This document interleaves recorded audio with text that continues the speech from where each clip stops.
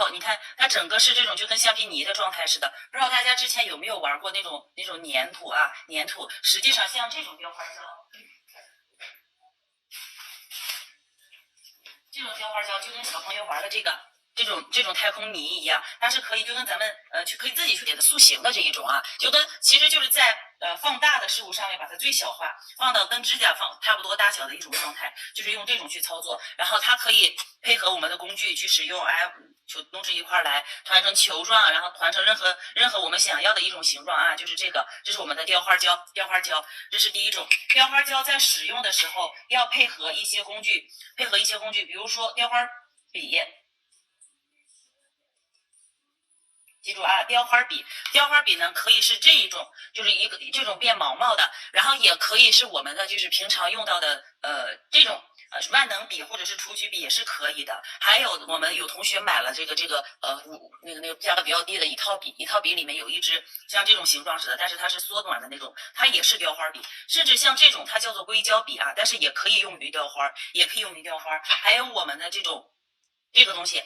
榉木棒它也可以用于雕花，因为这边也是尖尖的，所以说我们在做雕花的时候不要受工具的限制。雕花笔呢可以是多种多样的，都可以来运用啊。但是雕花笔在使用的时候会发粘，这个胶甚至有的每种市面上的雕花胶不同，有的粘，有的软，有的硬，所以说我们需要配合什么呢？清洁水或者是75酒精。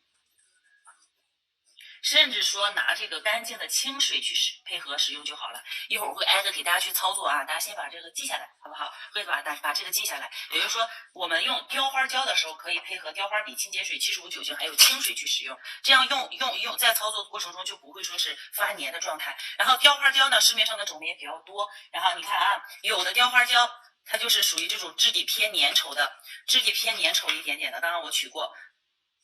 取出来，你看你就是空手这么去弄，它都不会发粘，这是一种雕花胶，就是不粘手的雕花胶啊。但是有的雕花胶呢，它质地就会偏柔软一点点，就是每种雕花胶不一样，我不做品牌推荐啊。这个雕花胶也可以，就是大家在买雕花胶的时候，一定买那种质地偏硬一点点的，但是像软一点的吧，也是因人而异。有的人就喜欢用那种，不管哪一种，我们都是可以去使用的啊，都可以去使用。好了，这是这个雕花胶种类来说，基本上就这么多。然后雕花笔配合清洁水，或者说是75酒精或者蘸清水，都是可以使用的。然后另外我们去稍微简单给大家一演示啊，我在这没事的时候，我捏了几个小花花，就是用啥捏的呢？就用这种太空泥，因为它实际上跟雕花胶的操作是差不多的。哎，怎么都散了？你看捏的这小花都散了，就想给大家演示，就是告诉大家雕花有多么简单啊！掉了几个瓣儿，掉了个瓣儿呢。下来，简单一看，看到没有？像这怎么去操作？大家稍微简单一看，如果有雕花胶的，可以一块来操作一下啊，找一个红色吧，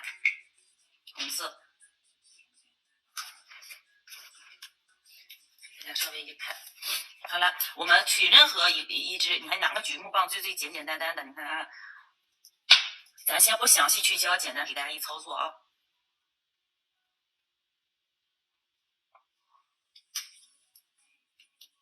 然后这个笔你发现有的时候发粘的时候，我们笔呢去蘸一点清水或者酒精或者75酒精，直接拿这支笔去给它压出我们想要的形状。甚至说用这支笔行吗？行，哪支都可以啊，就是你看到没有？就是我们想要的花瓣也好，想要的什么也好，都是通过这个都可以给它塑形。你看这有时候发粘了，笔呢再去蘸清水，这就是雕花胶啊，就这么去用就好了。在指甲上也一样，在真人手上也是一样的，塑形。不是没有这么复杂啊，但是实际很简单就能把它给操作出来。放在我手上看一下，你看这个，然后压下去，然后这是用的硅胶笔，你看没有？有的时候发粘不动，笔呢就该蘸清水或者该蘸清洁水去操作了。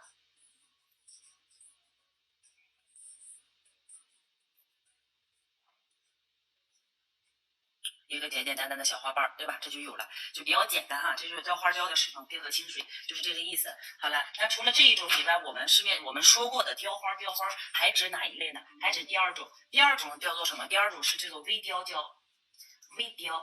你们有可能会买特殊的什么微雕胶，买一套啊，各种颜色。实际上微雕胶它就相当于一个免洗彩绘，一般微雕胶都属于免洗的，所以说我们可以用到免洗彩绘胶。只要是像这种胶质本身比较粘稠的，像给大家推荐就是这种，对吧？一般微雕胶的质地都是这种像偏奶油质地，而且不会流淌的这一种。像这种在指甲上画，大家熟悉的这种波西米亚风，对吧？波西米亚风的图案，以及上面有一些立体纹路的图案等等，这些都可以作为微雕使用。然后这个呢，也是一种雕花其中一种，只不过我们可能说慢慢不把它叫做雕花，不称之它为雕花啊，只称之它为浮雕胶或者微雕胶等等。这个胶呢，属于就是照灯之后不需要再封层的，所以说甲面上可以在封层之后，我们去给它进行适当的彩绘图案操作，做出来的上面它也是有这种厚度的，但是这个厚度不像这种做雕花一样那么的厚，它只是简简单单的有一个立体的小感觉，就是这种的，可以画花，可以画线条，可以做点儿，做任何的装饰都是可以的啊。这也是那个雕花的一种，叫做微雕，叫做微雕。先认识一下种类啊，我们再去说它的一些问题。没有，就是像这种，你们用一个免洗彩绘就可以。为什么说用免洗彩绘一个胶当两个胶去用，又能当微雕胶，又能当成这个彩绘胶去使用，要省点事儿啊。这是这一种，看一下特别立体感。照完灯之后不需要再封层，它在甲面上就是这种浮起来的感觉。所以说有的时候看到这种的话，就知道用的是微雕胶，或者是叫做免洗彩绘，或者叫做浮雕胶去画出来的，好吧？这是这一种啊。这个大家能懂吗？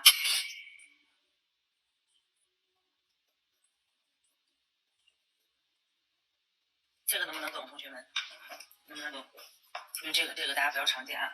还有第三种叫做雕花粉。一会儿我会把这几个问题给大家着重去讲一讲啊，先简单认识雕花粉。雕花粉它是属于什么呢？雕花粉实际上它就是有点类似于水晶粉，它是需要配合水晶液操作的。水晶粉配合水晶液，对吧？做水晶延长这是雕花粉啊。雕花粉的颜色是比较多的，它有各种各样的颜色，甚至说我们都有一些银色系的。雕花粉呢，一定是要配合雕花粉一定要配合水晶液去使用。水晶液如果没有水晶液的作用下，它是达不到一定硬度的。但是我们呢，平常用到的水晶粉能用来做雕花吗？可以，但是雕花粉是不可以做水晶的，一会儿我会给大家着重去讲这个问题啊。类似于水晶粉要配合水晶液去使用，还需要用到我们的雕花笔，毛质的雕花笔，不再说是像做雕花胶一样用这种硅胶笔啊，或者是橘木棒就可以，它必须要用到这种毛质的这个水晶粉、水晶笔或者叫做雕花笔啊。有点烦乱啊，不好意思。好了，我简单给大家稍微演示。然后这里面呢会有轻微的味道啊，大家如果说有像我一样感冒的这种嗓子不舒服的，一定记住戴好口罩去操作。我呢给大家去讲课我就不戴了，怕声音影响。来，这边水晶液倒进去，这会儿来雕花笔，开笔之后操作，开笔之后使用。来，你帮我撕一张厨房用纸，我用一个别的颜色看清楚一点。黄的吧，这个比较好玩啊，这个可好玩了。大家需要准备一张纸巾呀，或者准备一张厨房用纸，一会儿用来去吸这个多余的水晶液使用。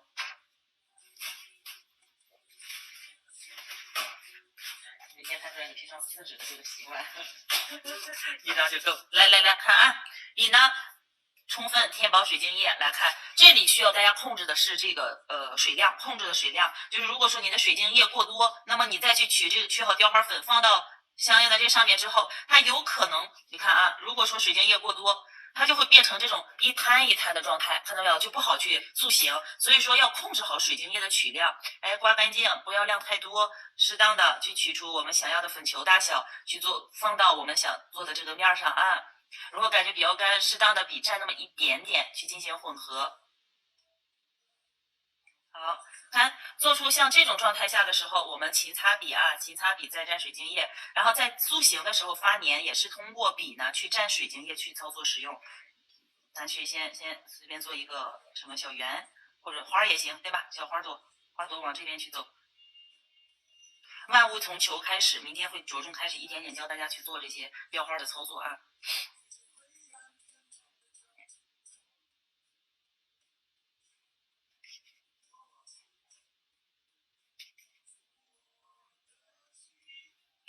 在这个纸上有点打滑啊，但是你们知道它可以怎么去用，这样去开始慢慢去给它塑形，塑出我们想要的形状来，然后也可以在它半干微干的状态下去压出一些我们想要的纹路。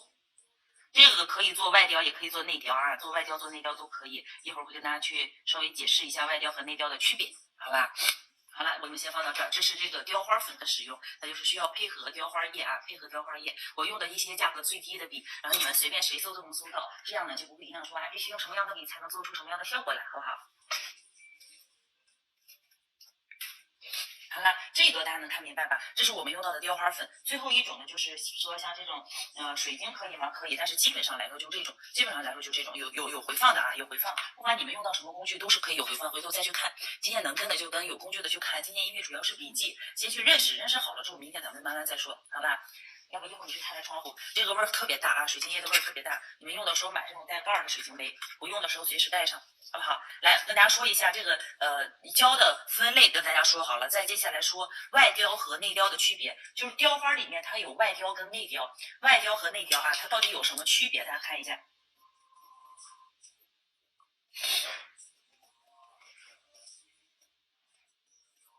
外雕呢，相当于把这个花做立体，做立体的情况下，它是整个有一定的厚度。来，你帮我去拿一个那个去找找雕花的板，一些漂亮雕花的板款式拿来。看一下，像这种花啊，我们都是通过咱们一点一点去捏出来的。那么这种呢，如果放在指甲上缩小版的话，它都属于外雕系列，属于外雕系列。它现在还有一些什么呢？是浮在这个面上的，比如说直接贴到这个面上很薄很薄的，这种属于偏内雕系列，偏内雕系列。给大家在纸上做一下，一看就能看明白啊，同学们，我用雕花粉去操作。这个指甲受限，来。先说一下内雕，内雕啊，然后我们取雕花粉，想取出我们适量大小的粉球，取好粉球之后，我们开始去把这个粉球给它进行塑造，然后在做的途中，整个花瓣会接近于什么呢？你上礼物有很多呀，啊，拿不下来，对，你说的对，拿不下来。咱们有很多款给你们拍完教程就收起来了，拿不下来。你们看，看啊，它整个是很贴近于甲面上的，就是它好像就是浮在这个面上一样，它并没有做的非常的立体。啊，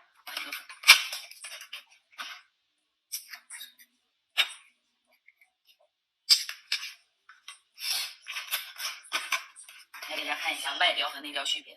来看看这些系列都属于一个外雕花啊，雕花是雕在外面的，看到没有？包括我们平常用这种蝴蝶结系列，都是做的一个雕花，做的属于外雕，它是浮在这上面，像一个饰品一样，这就叫做外雕。内雕呢，相当于在指甲上做了薄薄的一层雕花之后，在上面再通过叠加给它整个包起来。哎，我做了一个真的，上哪儿去了？来，做一下啊。然后水晶液分为快干和慢干，你们如果说做的慢的用慢干，做的快的用快干会更方便一点。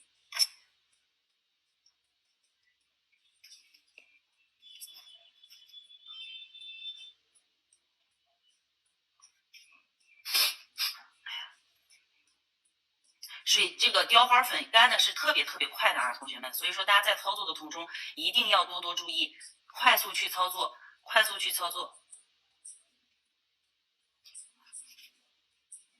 像这支做这个的话，大家可以用到任何一支笔都是可以的，不一定非得用我这一支，好吧？我不是说这个便宜所以用它，而是用最便宜的东西教大家做出一些你们想要的效果来，都是能做的啊。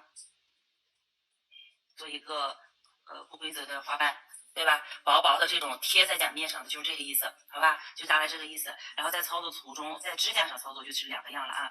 我们就是得去找它的形状，甲面要干干净净啊。这个到时候咱教的时候会细细给大家去讲，这是一个偏内雕的，然后整个面贴在甲面上，到最后会用一层加固，不是加固胶。一般来说，外雕是直接做立体花瓣，内雕呢是做非常非常薄的雕花贴在甲面上啊，做非常薄的雕花贴到甲面上，一般都是以花卉这种为主，然后在这个基础上，通过后期再加一层水晶粉，透明水晶粉。或者是雕这个光疗雕，一般光疗雕用的少，多数还是以水晶粉为主。通过加一层这个去找弧度，找平甲面，就是找出咱们正常做指甲的这种弧度，让整个雕花是包在这一层透明胶内侧或者水晶粉的内侧，好像在里面一样，表面是摸不到任何雕花痕迹的。但是我们通过透明去看，又能看到这种雕花的感觉，所以说这个叫做内雕。外雕呢，就是刚刚给大家看的所有的花是雕在外面的这一种啊，这是这两个的区别，然后等到咱明天后天不是会专门去教大家外雕和内雕吗？多数做还是外雕比较多啊，内雕做的比较少，而且内雕做完会偏厚，所以说也不太受欢迎国内款。但凡是跟这种雕花水晶液有关的，可能受众面都比较小，但并不代表没有，好吧？好了啊。来，我们继续往下看。但是这里面你看看，这些刚刚做雕花粉用完之后，它是整个偏硬质的，看到没有？很多卡通小图案我们也可以这样去操作，一些浮雕的这种立体款式我们也可以这么去操作，啊。你们看啊，但凡是所有的像这种花是在外面的，都属于外雕系列，大多数的雕花都属于外雕系列。看这个图片还是比较好看的啊，看这个好丑啊，但是能看出什么意思来。看到没有？花是在里面被包起来的，这个忒丑了。这个也是，看到没有？花是在里面被包起来的，但是这个说实话做的都不太合格啊。一个不够立体，另外一个它的那个层次感没出来。看到没有？这些都是在指甲里面包裹的，这就都属于内雕，看这些都是，看到没有？但是内雕不太好做啊，一旦做不好，它就变成一团了，糊作一团了。看这些都属于内雕。这个属于外雕，但是它属于一个浅一点的雕花，然后也属于内雕系列吧，但是就是这种薄薄的，一定要薄。像这种的话，一定是用雕花粉去做的，用雕花胶做的话比较难啊，比较难一点。看像这种是不是都挺好看啊？这些都可以。弹珠的那种花纹，弹珠是。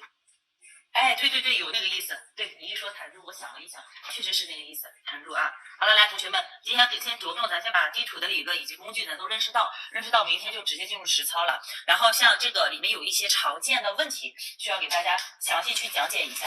讲解一下。首先是我们在这个雕花的时候可以用什么做，工具所需是不是刚给大家讲过了？第一个问题在前面那一页，哎，可以用雕花胶，可以用雕花粉，也可以用什么微雕胶，还甚至可以用水晶粉去操作，对不对？4种都可以。工具的话，一般常用的笔呀，哎，这些也都是我们在做这个的时候常用到的工具，对不对？水晶笔、雕花笔，还有我们的榉木棒、硅胶笔都是可以的。雕花胶的材质是什么？雕花胶的材质啊，哎呀，跟大家说一下。都记好了吗？这些都记好吗？今天这节课应该很多同学都不太愿意听，或者说不感兴趣。但是说实话，还是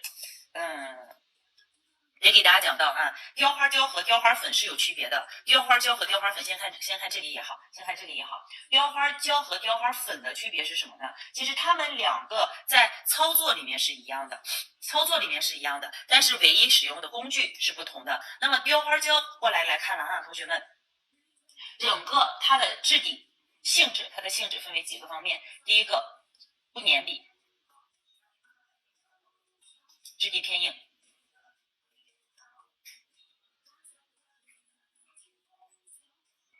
写错了。不粘笔，质地偏硬啊，雕花胶的第一个性质。第二个，来，它的整个操作是用什么？需要用酒精或者说啫喱水，就是咱们的清洁水。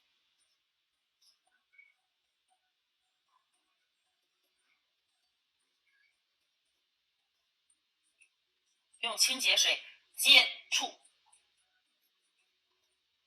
用它来擦接。用它来擦接雕花胶的部分，就是笔呢要配合刚刚咱们说过的，用酒精或者清洁水擦接雕花胶的部分啊，这是这一个。第三个，雕花胶因为是我们最常用到的胶啊，所以它在使用的时候，我需要给大家多讲。它在使用的时候可以用雕花毛笔，雕花毛笔呢适合做一些细小图案。以及比较柔软的部分，我们需要用雕花毛笔去操作，然后，如果过程中发现水分过多，也可以及时去擦掉多余的胶和水。这里的水我就指的是这个酒精和清洁水了啊，就是说雕花笔在操作的时候适合做一些细小偏软的，但如果说你或者说好塑形的假面需要光滑的这一种，我们就可以用到雕花笔去操作。但是如果操作过程中发现胶过多了，是可以及时刮掉清理掉的。那感觉水量过多了，也可以及时在一张纸上把多余的水分吸掉，再回来再去过渡啊，这是这个。好了，除了这个以外，雕花胶它的性质还有什么？除了雕花以外，它可以做雕花，它还可以做什么呢？做这个橡皮泥，橡皮泥，就像我跟你们说的这种所有的。我还做了一个小卡通的。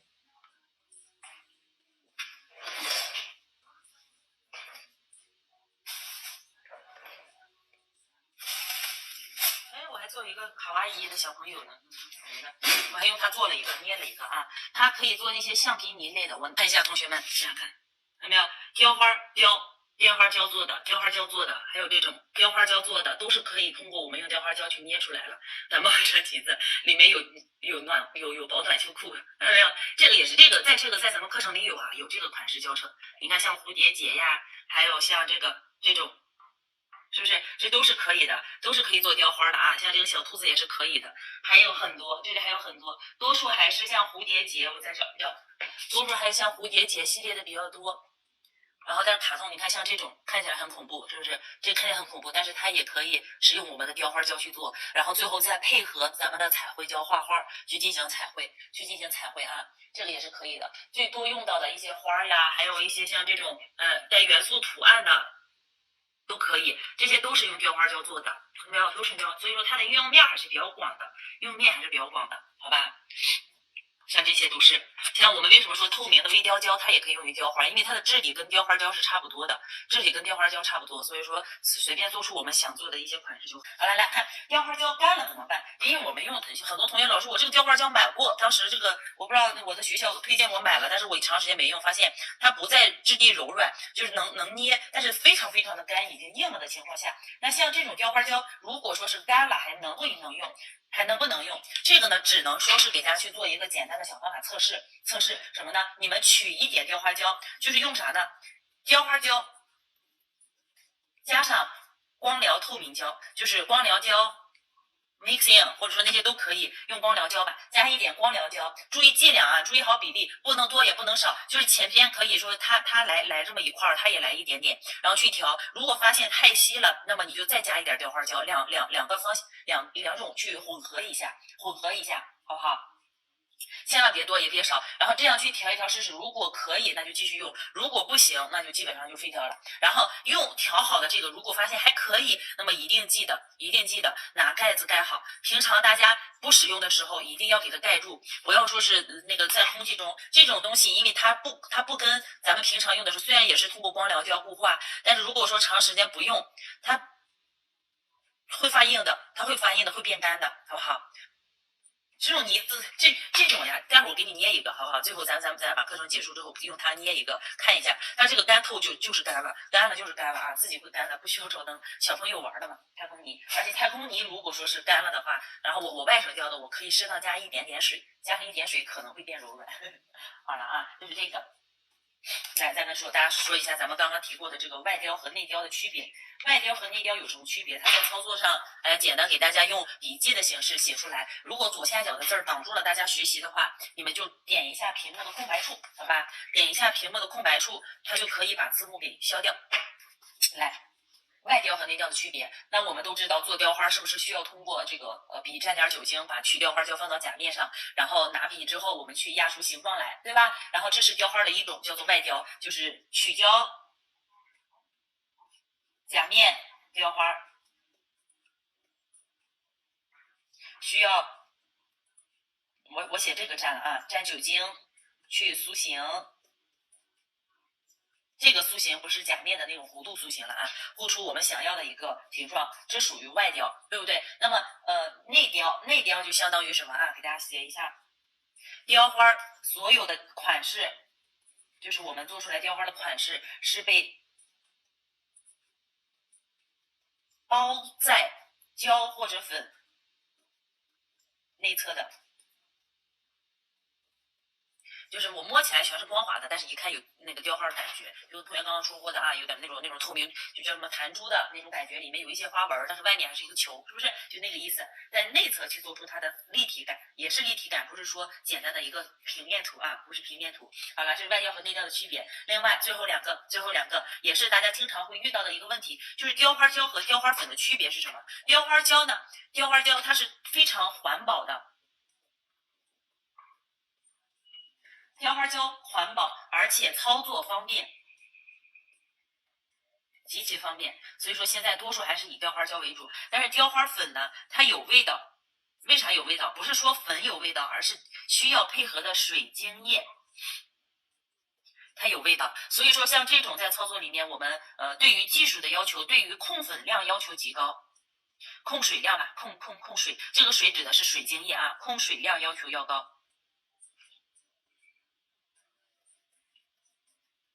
但是我觉得大家都能做出来。作为小白，其实这些就跟咱们捏橡皮泥一样，不用把它考虑的太多。那液多了我们就刮一刮，对吧？然后再去区分，给它在指甲上拍出想要的形状来就好啊。然后像雕花雕的话，我们要操作方便，直接提前捏好，就跟咱捏饺子擀饺子皮儿也一样，提前把那个剂子擀好，对吧？然后擀，把它捏出一个扁扁的平，然后去包馅儿。然后这个也是一样，我们想要去做一个花瓣的话，我拿一个这个去举例啊。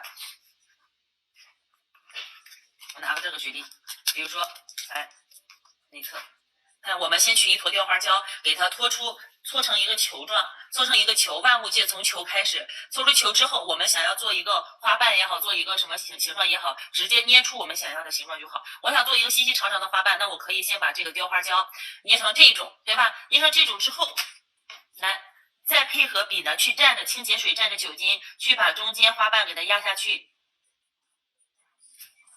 这不花瓣就出来了，然后我们因为在这个没有粘性啊，没有粘性，所以它是乱动，但指甲上它是固定住，是粘住的。然后我们再把后缘去前缘，哎，给它稍作塑形，周围呢想要扁一点，那就扁一点；想要宽一点就要宽一点。其实就这么去操作，就这样去操作啊。中间，哎，我想要扁扁的形状，要什么形状？哎，偏百合花类的也可以，都是可以的，就这个意思，啊。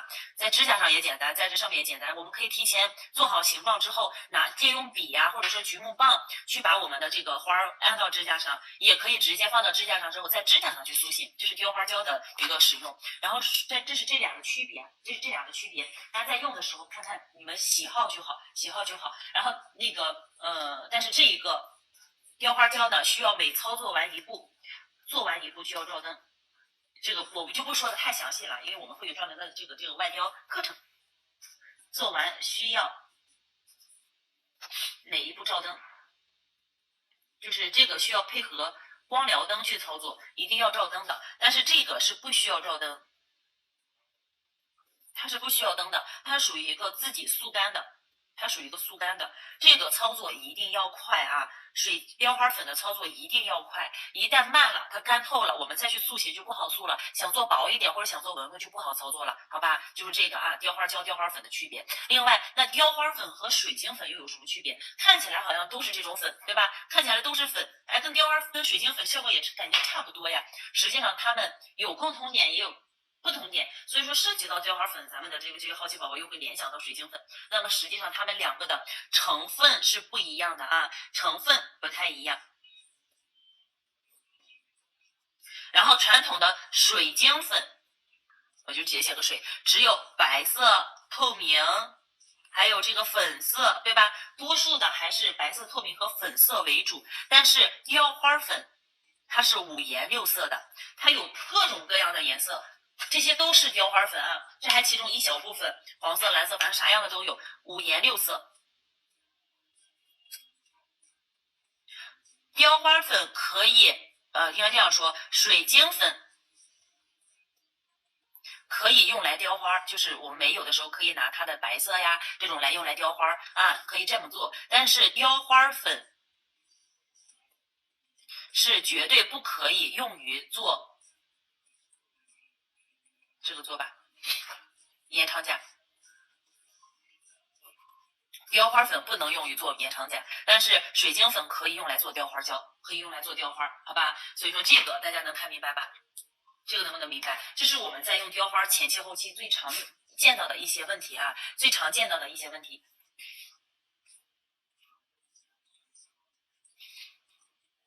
好了，今天我们要着重给大家说的就是这些，然后我用一个水晶泥简单给大家演，不是水晶泥，对，叫什么？应该就叫水晶泥吧。完了，橡皮泥，我用这个简单给大家说一下一个玫瑰花啊，它怎么去做，或者说在真正做外雕的时候要怎么去把花给表现出来。随便拿个颜色吧，像 ZK，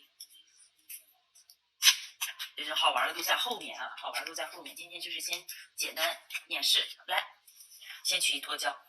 就是跟咱雕花胶一样啊，取好一坨在手上塑形。这个泥巴能调色，可以调色的，可以调色，没问题。就是你多买点儿，你调多麻烦。调完中间一旦有一些不干净的咋整，对吧？可以调色。然后来看啊，我们不，它一般会配那种小镊子、小叉子什么的，让你去剪画，小朋友玩的。然后我就直接用这个了。然后做玫瑰花，先去分成几等分，1、2、3、4、5。分5等分，但是花瓣呢，从内到外，越往外侧花瓣是越大的，所以说我会内侧，就正常给它刮开。雕花胶也是一样啊，内侧刮开，先刮出三个，然后后面外面2个呢，直接就放大，就做大一点。然后先分成几等分，分好之后，把每一个单独操作。雕花胶一样的，雕花胶一样的，把这个弄好。弄好的话，我们想要做一些这个细细长长的，那可以把它搓成这种扁形。椭圆形，然后呢，用一个透明的板，用透明板或者用手都可以，直接捏出这种形状来，对吧？捏好之后，从一边开始给它往内侧去卷，先把它的花心卷出来，这不就有了吗？这不有了，然后外面来，同样每一个花瓣，我一般按做随机的啊，你出来什么样就做什么样，看，就用一个花瓣，是不是开始卡在这个前面一层的地方，就给它往内侧去包裹。其实这个小时候咱们应该都玩过啊，对吧？花瓣一点点就加。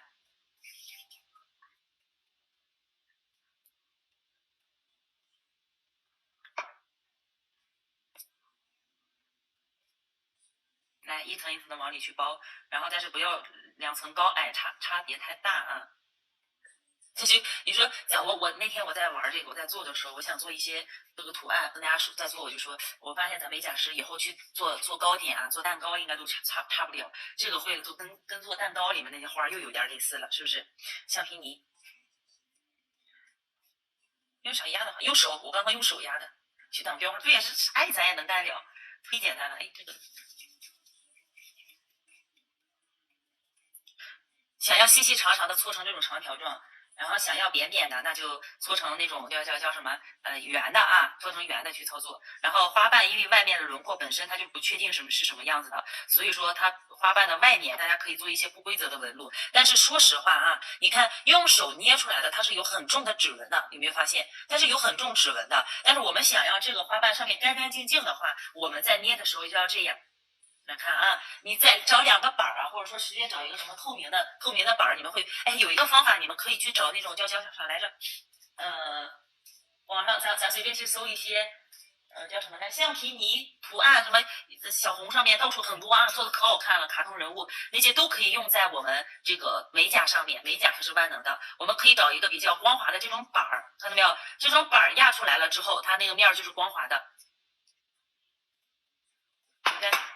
这不就光滑了吗？这种光滑的情况下，我们再去给它做一个连接，那里面就干干净净了。就是方法很多啊，但是实际上真正做一些这种立体的东西的时候，但是不会去在意纯手工的东西多少有指纹都很正常。我给大家看一下，我最近刚淘了一个那个陶器，也是，其实很多东西用在美甲里面都是没有问题的。这个玫瑰花出来了嘛，在手上，在指甲上，无非就是把它等比例缩小，是一个意思，好吧？这不会散开吗？不会，橡皮泥它不会散开的，捏好什么形状放在那儿，一直就是这个形状了。一直就这个形状，在你固定的时候，两个花瓣之间挨得近一点儿。你比如说，我这两个花瓣想给它挨近一点的话，干起来那就贴好，就等它干了，也基本是这种状态的，好吧？这个泥就是做着玩，给你们演示，不代表你们可以拿这个做在指甲上，好吗？